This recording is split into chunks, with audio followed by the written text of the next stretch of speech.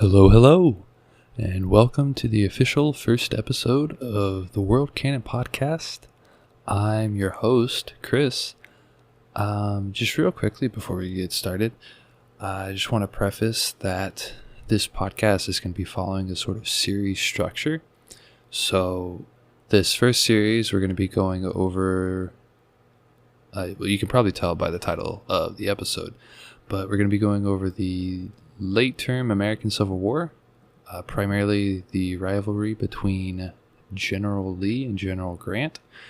But I do plan on doing the occasional spin-off episode where we just cover a specific separate topic, completely unrelated to what we're going to be doing in the series.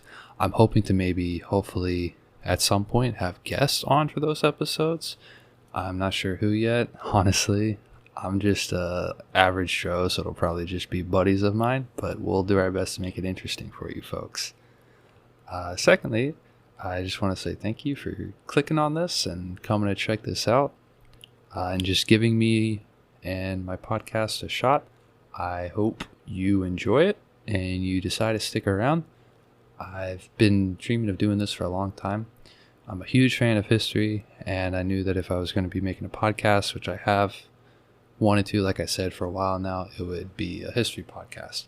And I want to cover things that I'm interested in, but I also want this to be, hopefully, at some point, a very listener-oriented podcast. So I want my audience, you guys who listen to this, to pitch in and share your ideas and tell me what it is you'd like to hear about, and someday do episodes or an entire series based off of what you guys want, and maybe even have you on from time to time. But I digress. All this stuff is just my hopes and dreams for later down the road. I just figured I'd lay that out there as a little introduction to what I hope to make this. But yeah, without further ado, welcome once again to the first episode of the Canon Podcast. Like I said, we're going to be starting off with a series about the late term of the American Civil War, primarily the rivalry between General Grant and General Lee. So welcome to episode 1 of Grant versus Lee. June 29th, 1863. The American Civil War, a war that was expected to be short and decisive, fought and concluded over the course of one single battle, had now been raging on for nearly 2 years, and proved to be the bloodiest conflict in the history of this young country. The magnitude and might of the Union Army had mostly stifled the Confederates thus far. However, a couple months prior, from April 30th to May 6th of that same year, the U.S. Army of the Potomac, led by General Joseph Hooker, and the Confederate Army of Northern Virginia, led by one of our central figures for this series, General Robert E. Lee, duked it out in a decisive battle of Chancellorsville, Virginia. This resulted in the turning point for the Confederates, and even with the loss of General Jackson, aka Stonewall Jackson, at Chancellorsville, morale was high within the barefooted Southern Army. They had proved they could defeat a much stronger, better supplied enemy while possessing fewer numbers. They had faith in their command, believing their leaders, especially their top General Lee, to possess skill and ability far superior to their adversaries.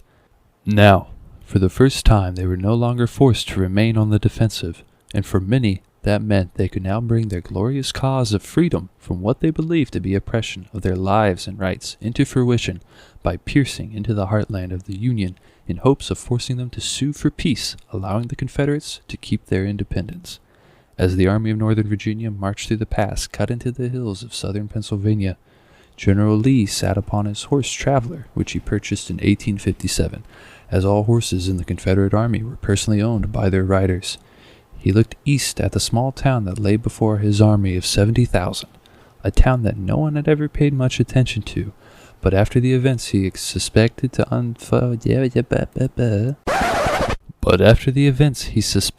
unfold soon, many would never forget.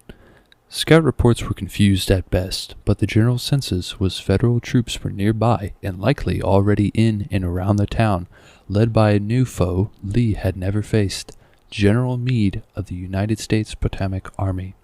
Lee began to plan for the battle he believed to come soon. This might be the one, he thought. the battle to end it and force the United States to give up their foolish endeavor to crush the spirits of his army and country. He believed in his men as they believed in him, and as a man of faith, he also believed God's plan was in action here, and only hoped it would be in favor of them. Either way, he would find out soon, and as he looked down the Cashtown Road, the main line of approach into the little town, besides an unfinished railroad cut running parallel north of that same road, he wondered what those men in blue were preparing down there in those cobblestone streets and fields that stretched west past the buildings which had become so famous for both the fight to follow and by the renowned speech to be given by United States President Abraham Lincoln on that very same ground. It seemed so insignificant at the moment, but of course, he did not know what was to truly come or what the name Gettysburg was to mean to the Confederates after the events to unfold.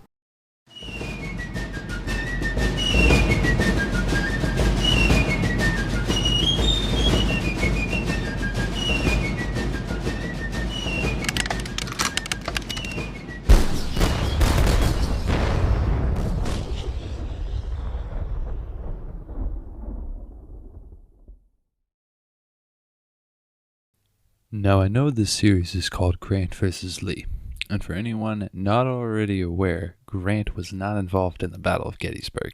He comes along later. I just felt it was a good idea to start here as an introduction to Lee and some other important figures in this series, as well as the build-up to why Grant was put in charge of the Union Army. Because you have to understand, at this point, Grant is still only Major General of Volunteers, not the Lieutenant General of the Union Army that he will be soon.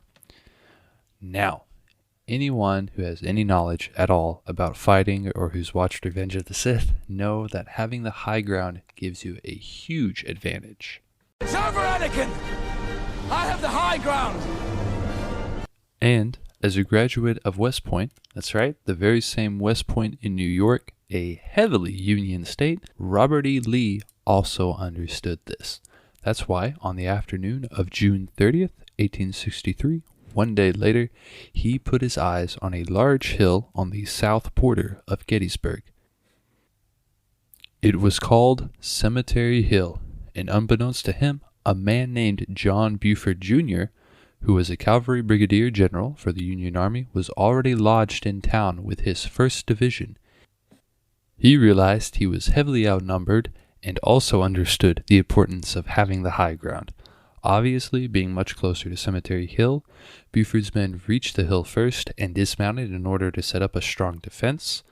Armed with repeaters and having just enough time to dig in, Buford's dismounted cavalry troopers prepared for an assault by the Virginian army, which never came. The Gray troops advanced, pulled back to avoid getting themselves pulled into a fight with unknown odds, because remember, they did not know the total strength or whereabouts of the Union troops, largely due to General Stuart, who we will speak more on later, who was Lee's cavalry commander, and therefore the eyes of the army, was somewhere northeast of Gettysburg and had failed to report the Federal Army's movements.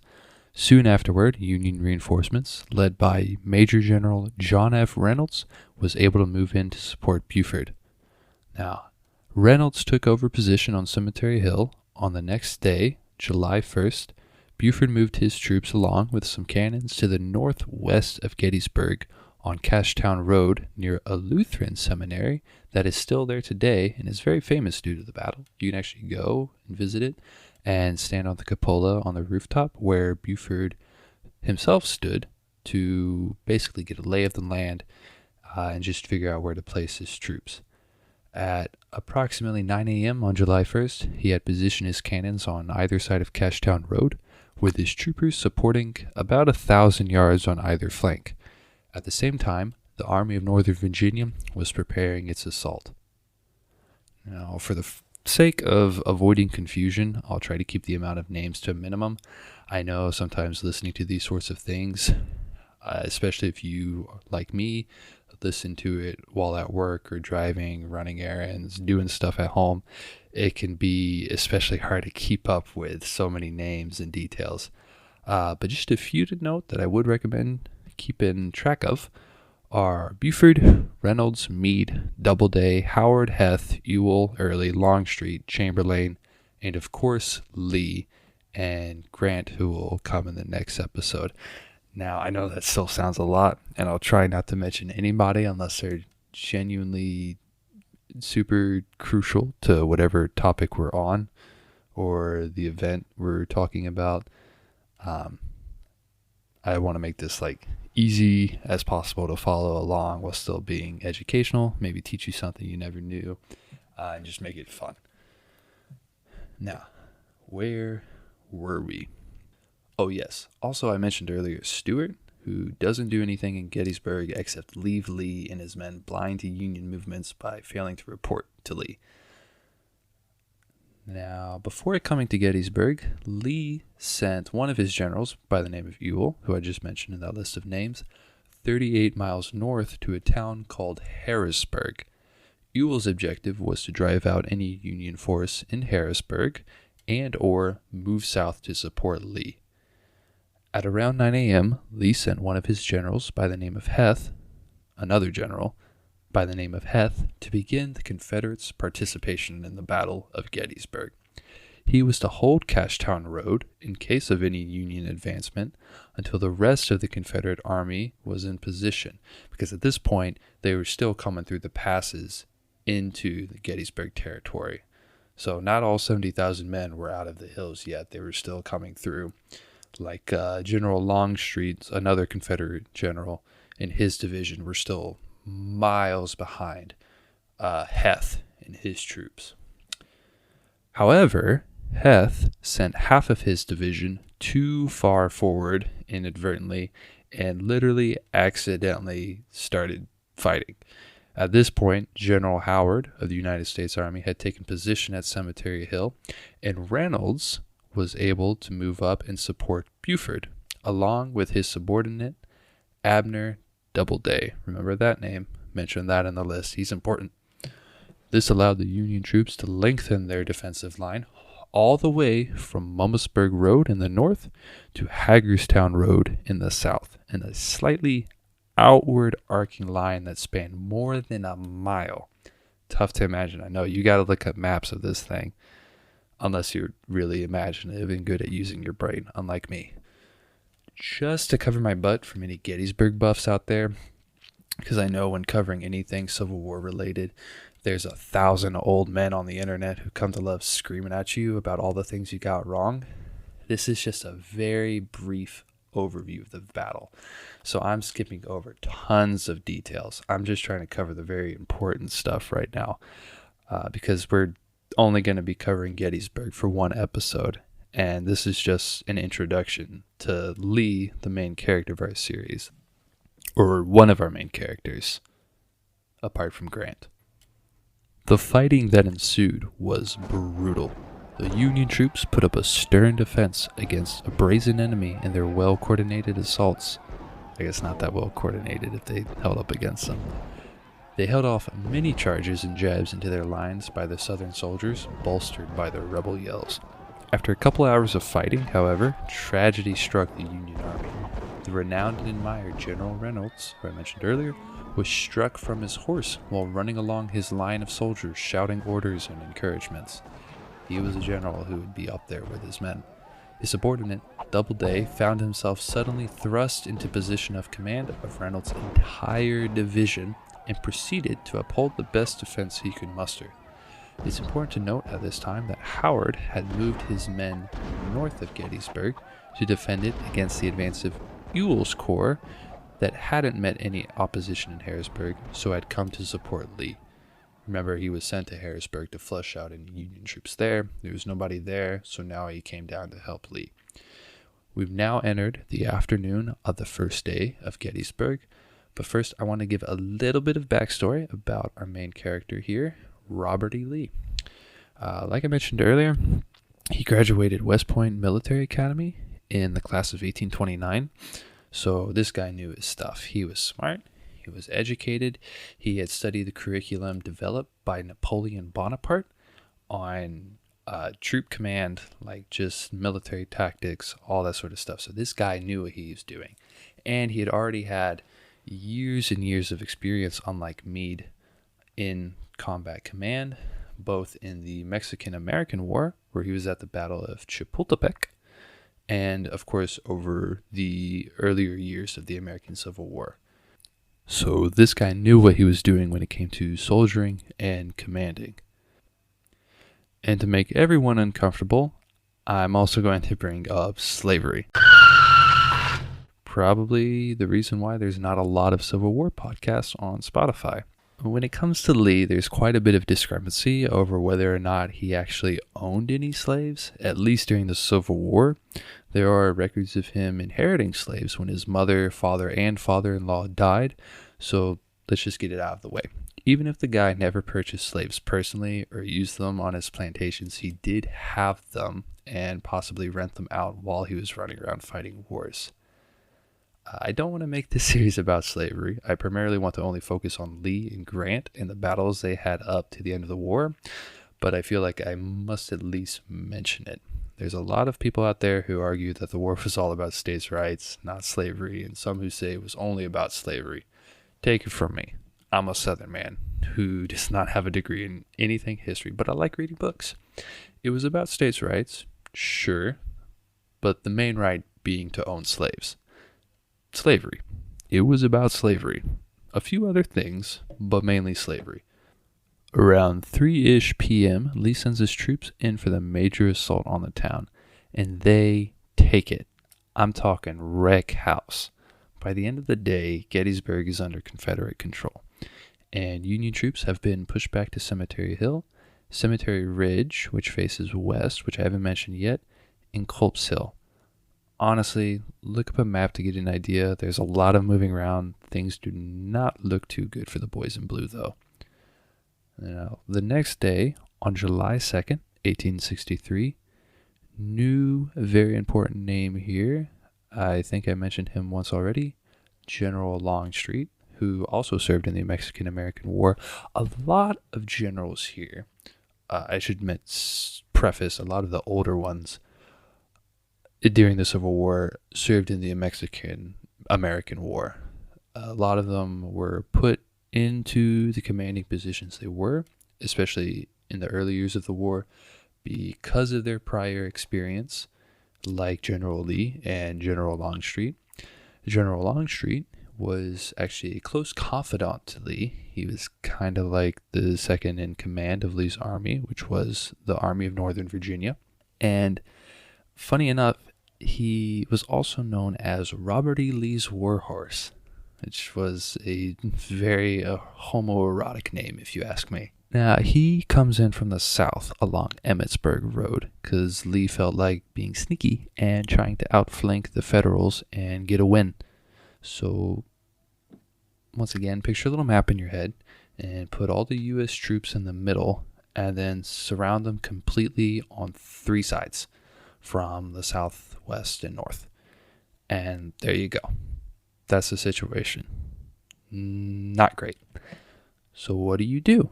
You countermarch, where you essentially send your troops and try to get around the enemy. Some more marching around by the Federals, trying to get around the Confederates' flank, and some countermarching by Longstreet.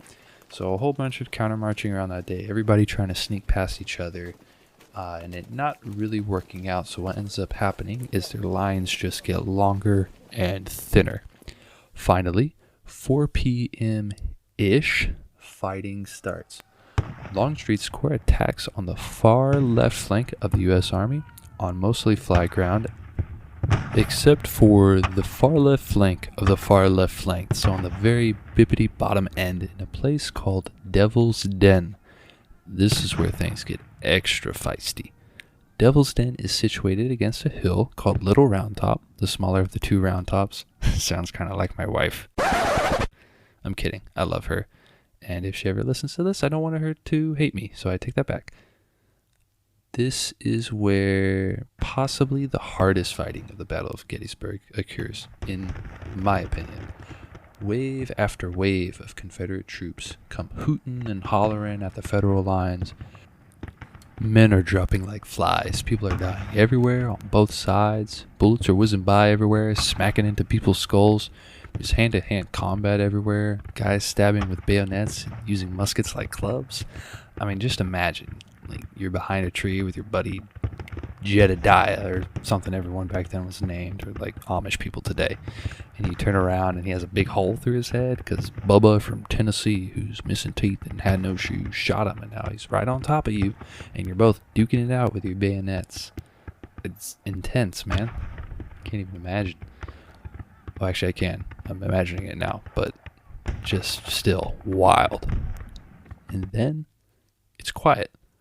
The Southerners were repelled one last time, but on the far left side of Little Round Top, the 20th Maine is almost completely out of ammo. They know they can't withstand another assault, so their leader, Colonel Chamberlain, who will come up again quite often, important figure in this series, keep him in mind, orders his men to charge the Confederates even with their heavy casualties, and it actually works. They're able to rout the Confederates' right flank and crumple their assault, which could have led to a Confederate victory. That was the end of Lee's attempt to take the Union's left flank. Even though he had been very successful at beating the opposition when outnumbered, it was now when he was entirely on the offensive where he began to falter. There is some blame to be put on other commanders under him. Longstreet was many times accused of being slow at times, not stupid, but slow to move his troops in an effective way, like taking advantage of good opportunities. He was more of a defensive mover. He liked digging trenches. Other leaders and factors too, but ultimately it lands on Lee being the top commander. Now, we move to the next day, July 3rd, 1863, the final day of the Battle of Gettysburg. Lee's new plan is a full-on brute force assault on the center of the Union line on Cemetery Ridge, behind which Meade's, remember him, headquarters were located. This would proceed by a pont-à-feu, which was Lee's term for a full-on artillery bombardment of the ridge where his troops would push through, or attempt to anyways. One problem though, that's where the Potomac Army was strongest. And there was this great new technology called trenches that everyone had started using.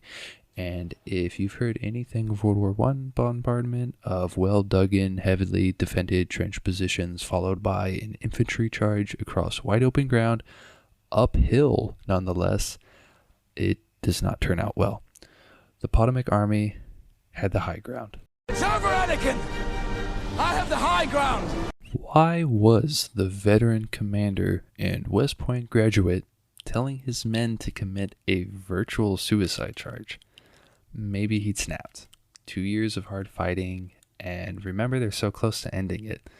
If the Virginian army could just beat the Federals here, then it could cause them to decide to sue for peace, even though there was still fighting going on in the deep South and out west. That means the Confederate States could stay the Confederate States, and the Union would be divided forever. That's what the Confederates wanted. That's what Lee wanted. He wanted to defend Virginia. He wanted to keep her dignity and independency. I have to imagine he was probably tired at this point, so he probably made a rushed, faulty decision here, and it cost them. This resulted in heavy casualties for the Confederates, as could be expected. Longstreet, who was supposed to lead the charge, actually didn't even want to because he could tell it was a bad idea. Not to mention, the assault itself was honestly rushed and disjointed. Other regiments along the Confederate line took too long to attack because they just literally couldn't muster themselves together in time. On top of that, remember the 20th Maine and Colonel Chamberlain, who had suffered major casualties and still routed Longstreet's flank the day before? They were actually moved to the center of the Potomac Army's line on Cemetery Ridge because it was supposed to be safest, and they still held the line and kept the headquarters behind them safe. Eventually, Lee did realize he couldn't keep it up. He had expended his army and decided it was better to go on the defensive and forget invading the North. Long story short, because I'm really trying to keep this part short, the Confederates were forced to go right back the way they came and live to fight another day. It seemed Lee had underestimated the green and cautious Meade, General Meade that is, and the Potomac Army with their many less hardened troops. Maybe he just became too ambitious, but he learned, and next time he know how to take care of them and Meade and still ensure his country's claim to independence. However, he and others were also unaware of even more disaster to come to the Confederates by the next day on July 4th. 1,000 miles south, Major General of Volunteers Hiram Ulysses Grant was wrapping up his siege of Vicksburg, Mississippi. This would split the Confederacy in two and give U.S. control of the Mississippi River. Now, guys, if you've made it this far, I just want to thank you so much for listening. Like I mentioned in the intro, this has been a big dream of mine for a long while now. I always knew I wanted to make a history podcast and, well, really just a podcast in general. I sort of finally landed on history more recently in the past year or two. It's become a super big passion of mine, and I really want to share it with others, especially history that I don't think is covered too often on different podcast platforms. Of course, I'm going to cover some more topics that are already, pretty well covered out there just because they're interesting and fun. But you don't see a lot of stuff about the Civil War, at least on Spotify, as far as I can find. But yeah, if you've listened, thank you so much. I hope you enjoyed it. I hope you come back. Please, it would mean so much to me if you could share this with those you know, friends, family. Share it on your social media or just anything like that. But yeah, please follow World Canon on Spotify and the World Canon Podcast YouTube channel. I'm hoping to have the podcast up on Google Pods sometime soon. It won't be on Stitcher, unfortunately. I did not realize until just recently that Stitcher has apparently closed down. That's a big bummer. But I'll definitely be looking at trying to get it into YouTube or iTunes and maybe some other platforms. Once again, I just want to thank you guys for checking it out. I'd appreciate the support. And yeah, I just hope to hear from you guys. I want this thing to be a very listener coordinated podcast. Like, I want it to be interactive with the people that listen to me. I want you guys to contribute ideas, and I want to cover topics that you guys are interested in. You could also follow the podcast on Twitter, aka X, because Elon Musk is a genius when it comes to rebranding. It makes no sense. Anyway, you can follow the pod at World Canon Pod on X and come say hi. See you guys next episode.